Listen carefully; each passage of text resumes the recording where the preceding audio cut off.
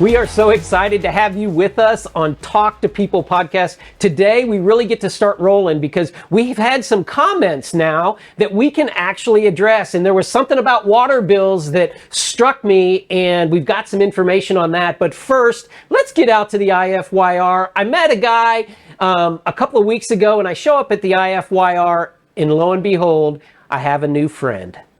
The IFYR has been in town for so long, and Tommy Carpenter, you've been in town even longer, haven't you? I've been here 69 years. Yesterday. So Tommy, how long have you been at the IFYR? Just over 20. So let me tell you this, what Tommy does is all the merchants in town, so many of them, like to give away stuff to these IFYR contestants. And Tommy, how long have you been doing this to benefit the IFYR and all of our guests who are coming to town? Well, with our local politics changing things, since our Visit Shawnee group and everything changed, we started doing it when that happened, contacting the merchants. Okay. So I've only been doing this about 4 or 5 years. I've always put the bags together.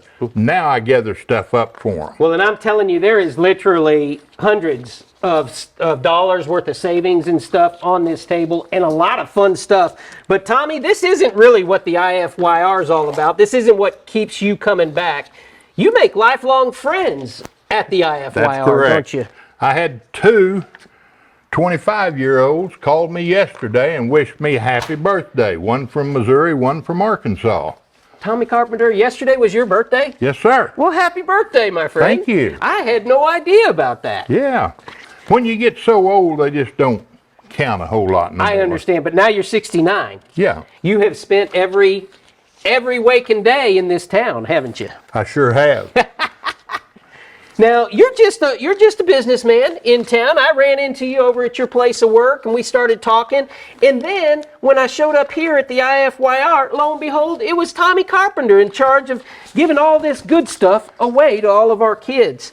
Tommy, what do you think is special about our town, Shawnee, that these kids come in? I mean, this year we have 950 contestants coming to town. What makes Shawnee so special that they keep coming back, Tommy? The merchants. Really? The merchants right here, they show you, they appreciate these kids. It makes a significant boost to our tax base. Yes. And these kids, they're all rural kids. That's what makes it important to me. Okay. You hear more yes sirs and no sirs in a week than you'll hear in a year when they're not here. I remember when we were out here every day for weeks in the past when we were doing video work and different types of things like that. And you know, Tommy, that was true. These kids are more polite than any group that I'm around, no matter where I'm at. I tell the people, there'll be 1,000 kids at Falls Creek this week. We'll have 1,000 nearly here. And you won't find a better group of kids there than you do here. Oh my goodness. You know, that's saying something to me. That is saying something. So Tommy, did you grow up doing rodeo yourself or any of that stuff? No, sir. I started dabbling in the rodeo world when I went to college. I went to a cowboy college at Murray State. Was that because you were a cowboy? No, it's because my VOAG teacher recommended it. VOAG has so much of an impact in children's lives, just like sports does. It's something that you dedicated your life to in high school, wasn't it? That's correct. What did you like to do as far as in high school that turned you on enough that you went to college for VOAG? Well, probably the instructor we had for VOAG out at Bethel. Wow. He showed you that there'll always be a need for farmers. Okay. We have to go grow things. There you go. Thank you, sir. Yeah. You hold me one. Got it. You have to be able to grow food. That's right. And when that happens, did you become a farmer after college? No, sir.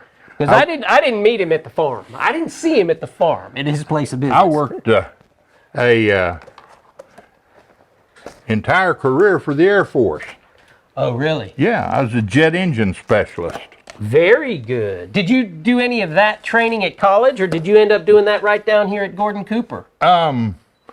Tinker sent me to a different Votech that specialized in What you needed? aircraft and engine work.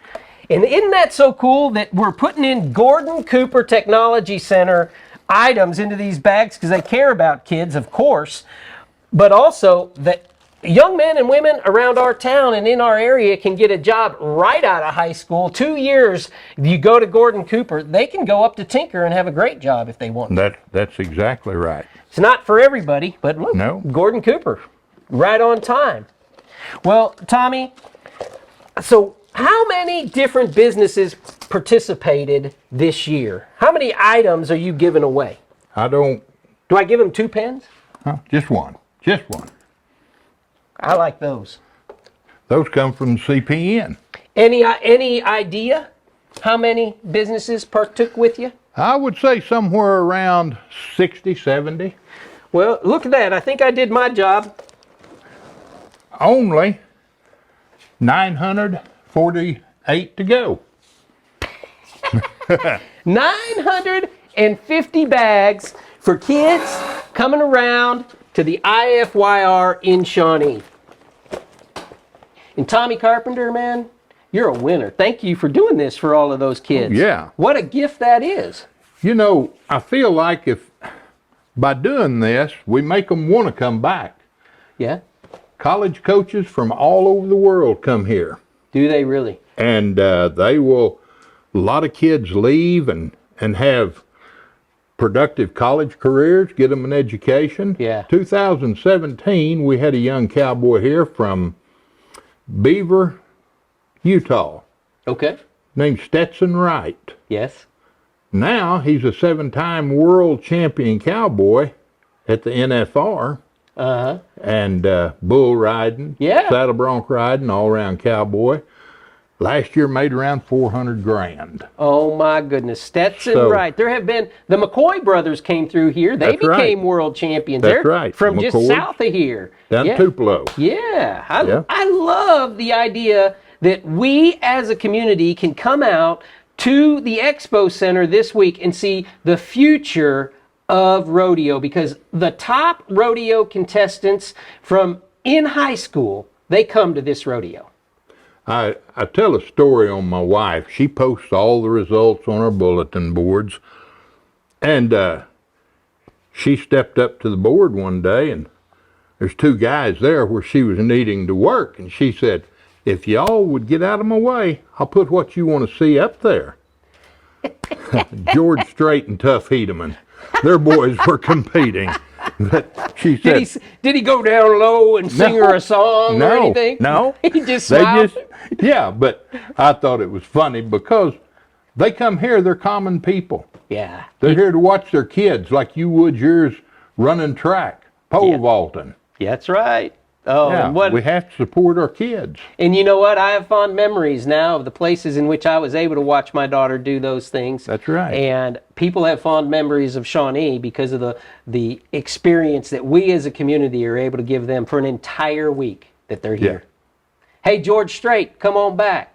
That'd be That's good. right. We'll get you to sing a song. Tommy Carpenter, thanks, man, for all the work that you put in out here at the IFYR. Well, thank you for recognizing me. Tommy Carpenter.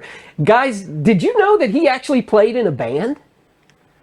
I did at the end when he was talking about it. I'm telling you, he, like George Strait, Vince Gill was opening for Tommy Carpenter, our Tommy Carpenter in Shawnee. Vince Gill got nothing on him. I think you're right. He was an opener, and he was just an opening act. I think it was pretty young because Vince Gill's pretty awesome now. Yeah, but Tommy Carpenter, hey, you can catch Tommy Carpenter and his band every Sunday or Thursday, 5 to 7 p.m. down at the Senior Center. Tuesdays and Thursdays is what he said. Yes. Tuesdays and Thursdays, I think about 6 p.m., I think it's cool just to go say hi to Tommy. He's probably not going to sing like he sang back in the 60s and the 70s, but you never know. He's a winner. If nothing else, I always like the guys that play music and they're smiling. You can tell if they're into it because it makes you feel good, that they feel good that they're on stage playing what they love to do. Yeah, I agree 100%. And something else I agreed with was we had a comment by a gentleman here. Let's put it on the screen. And Jared, I want you to read it to all of us. Yeah, it says, I dang sure don't trust this guy or what he says. Seems he wants the commission to govern and not the people. Like, let's vote for a sales tax, then raise water rates right behind our backs. Hey, and just Hey, ditto. This guy says, I got the same feeling. okay, but the guy, the other guy, the ditto guy, that's not who I'm talking to. But I want to take you to lunch. I want to get to know you. You may not trust me. That's cool. But let's get to know each other. And what you said about the water rates struck me because I got a water bill and it said, hey, in July, I'm going to have a price hike. And I remember talking to a commissioner last October and I asked him that specific question. I said, hey, if we vote for the sales tax increase and that passes, will these automatic water rate hikes go into effect or will they be taken off? Because it was about to go like $5 a year for the next 8 years or something crazy. So when you said that, it hit a nerve in me because I thought, wait a second, no, the commission told me, a commissioner who I talked to told me that the water rates would not spike automatically like they had to vote for in September or October. So what did I do?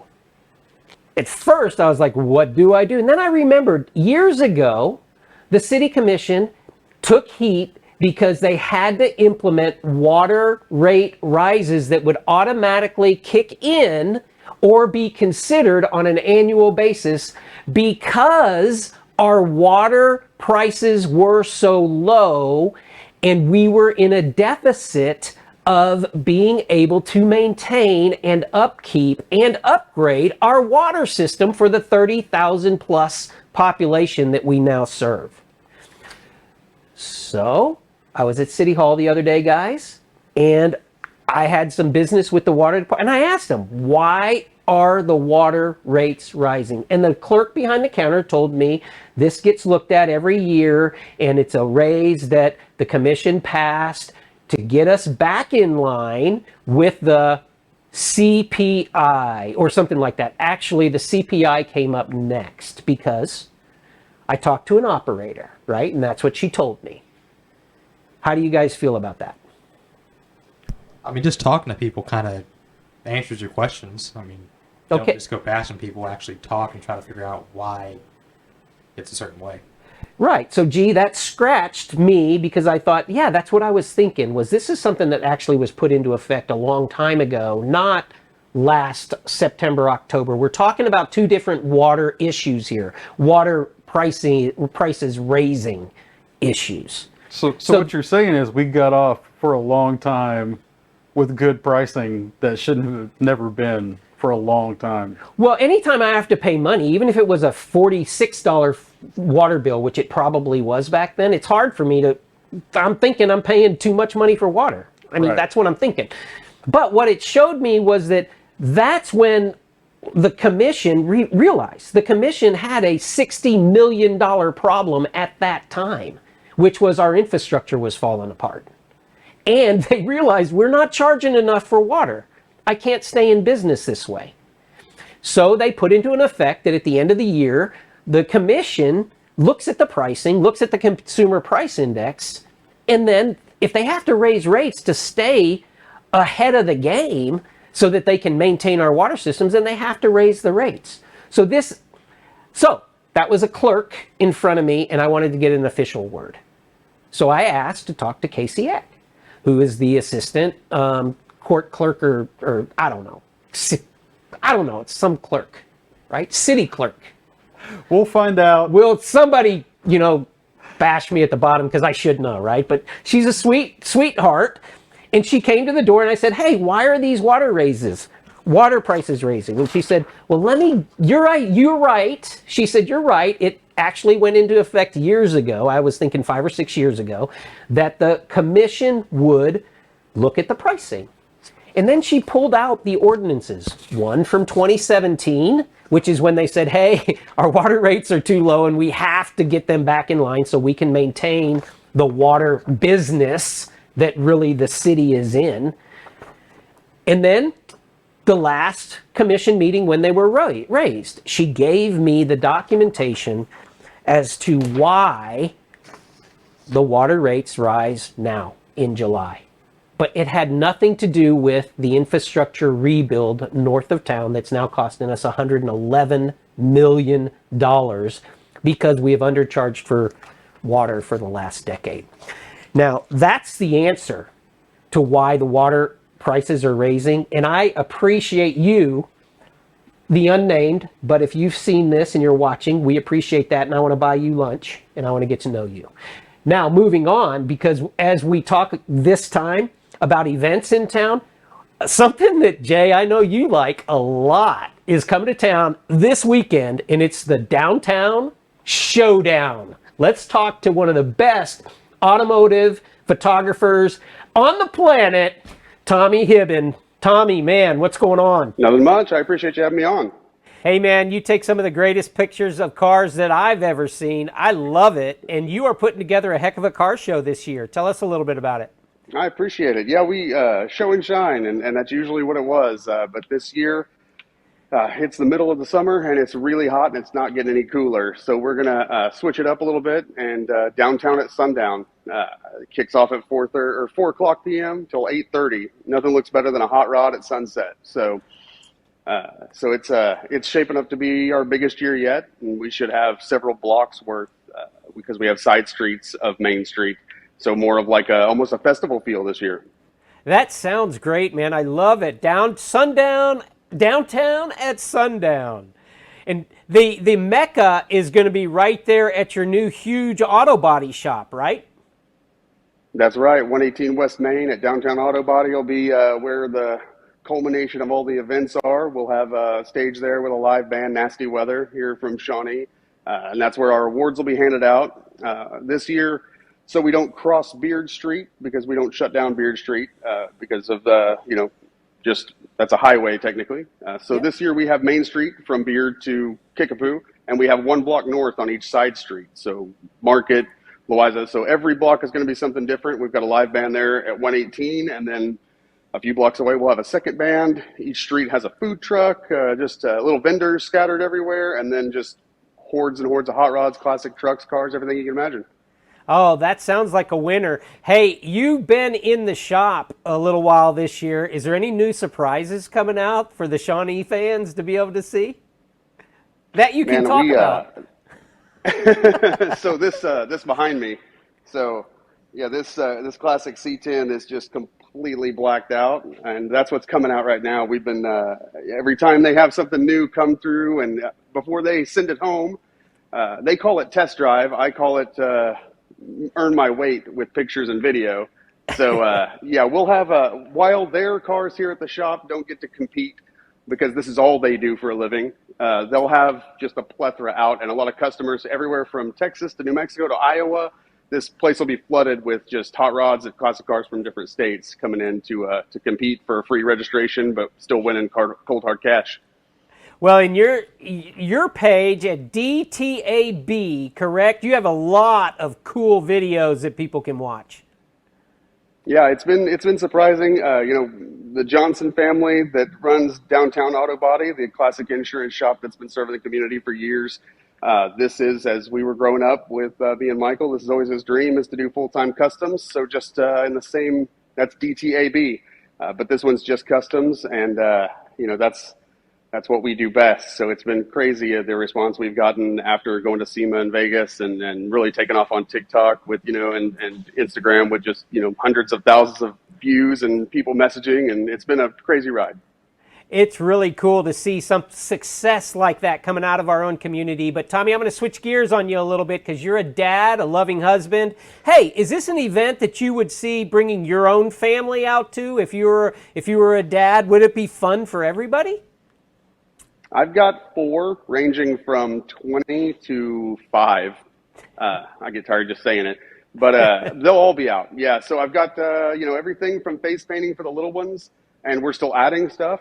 Vendors range from fun stuff for the kids, but also everything like food, snacks, little bundt cakes, stuff like that, and then all the way up to teenagers. We're getting to go around and really talk with the guys about what they do, how these are built.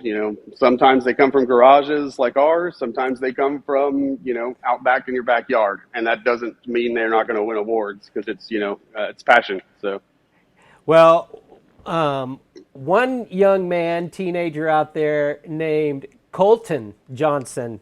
If anybody needs any information, they might just look up the director's chair for Colton Johnson because he could probably tell them a lot. I've got people that message me sometimes, other car shops, hot rods. We were Texas Motor Speedway a few weeks back, showing cars, our custom 54 Corvette that was at SEMA. And I had other shop owners messaging me thinking that they were talking to like the director of marketing or the shop manager. And they were talking to the owner's son because he grew up and was born and bred just like his dad. So some call it child labor. We call it legacy, I guess. So that's exactly right, my man. Well, thank you so much for your time, dude. We are looking forward to a cool show this year. You've put in a lot of hard work, and I think you're right. It's going to be the best one yet with more to come. Yeah, with y'all's help. I appreciate it. Yeah, we look forward to seeing everybody out, and yeah, we're looking to grow it every year. It's going to be bigger and bigger. Have a great day, man. Enjoy your week. You too. I appreciate you. I like that guy. He's got a great, easy to get along with personality. Tommy Hibben. Yeah, I'm talking to you guys. What do you think? I've never met the guy, honestly. But he looked like a cool guy. He sounded like a good guy, but Very talented, like you guys. You think you didn't meet him. He actually was down at the SCI when they opened up the little park area next to it. Yeah. With T-Mobile stuff. Yeah. He took. He was taking pictures and video there. Yeah. I do know the guy. He was a cool guy. He is. Really good video. He's a nice guy, but he also mentioned taking his kids down there. I mean, this is a family week in Shawnee, that's for sure. And that car show, I like the move, Jay, from early in the morning to 4 p.m. Yeah, I mean, it got super hot by the time by the middle of the day when we're still doing the car show. It was sweaty for those days that we did it. So yeah, I mean, in the afternoon, evening it's going to be awesome. Well, maybe we'll get down there and do some videos with those guys. We'll see. But there's definitely a guy in town that we want to do a video with, and that is Grady Oliver. And Grady, as many of you know, went through some hardship over the last few months, and he's back. And Grady looks great. I got to go visit with Grady, and here it is. I want to share it with you. This is one of our favorite places to be, Hardesty Meats, where the meats are great and the people are even better, and this is one of the best right here. Grady, man, first of all, from the entire community, we missed you. Thank you. Over the number of months. Thank what you. exactly happened, Grady? Well, I got my appendix taken out, and I got a flesh-eating virus, and spent 50 days in the hospital. But I'm back, light duty. But I'm getting there. 50 days. Well, we got about 50 days left in the summer. Yeah. And one of the favorite things for dads to be able to do is maybe cook outside. Oh, yeah. There's nobody better in this town to talk to than Grady at Hardesty Meats about butchering up some good meat. Yeah. What's your favorite, Grady? My personal favorite's ribeyes. But, I mean, for summer cooking out, ribeyes, Casey strips, sirloins, T-bones, fillets. All right, so let's just stay with your favorite. Butterfly pork chop. Okay, well, we got a butterfly pork chop that will show you how he butterflies the pork chop. But Yeah. let's stay with the ribeye for a second. Okay. On a grill, what's the key to coming away with a good ribeye steak? Just season it the way you like it. And grill it, depending on how you like it cooked. You know, I like mine rare, so usually 5 to 8 minutes on each side. It's ready to go. You just let it sit there for 5 to 8 minutes, flip it over, and let it sit. Why do we try to complicate things so much? I don't know. Some people flip them 3 or 4 times. And Yeah. You don't really have to. You can. But, I mean, I put mine on there, let it sear and brown, and then flip it over, let it sear and brown, and then I pull it off. It's ready to go. Okay, so Grady likes ribeyes, but let's talk about a family favorite here for the Olivers. What would be a family favorite that people might not think that you'd actually do on the grill? I can't think of anything. I mean, there's Okay. so many things you can put on the grill. I mean, chicken breasts, hot dogs, hamburgers, hot links, Polish sausage. Keep going. What's Shelly's favorite? Your sister, eldest Oliver. Chicken breast. Really? On the grill? Yeah, they're pretty good. Depending on how Yeah. you season it? Yeah, and you know, you can fillet them and so they don't take as long to cook. And Yeah. What about your mama? What does she like on the grill? steaks. Yeah, She just likes it that the boys cook it. yeah, yeah. She don't mind as long as she gets to eat. Okay, so now I'm a big hot dog guy. Yeah. I mean, I like hot dogs. So what's the best hot dog to buy for the grilling? Well, we have our hot dogs they're Fancy Hill brand and they're bulk. They're really good hot dogs. And then we have some Boar's Head beef franks that are really good. They're in the freezer. They're really good hot dogs. Those sound good. Yeah, they're all beef. Yeah. They got a really good flavor. All right, Grady. So what's the toughest thing as a butcher to chop up to get ready for a grill? Nothing really. It's all pretty easy.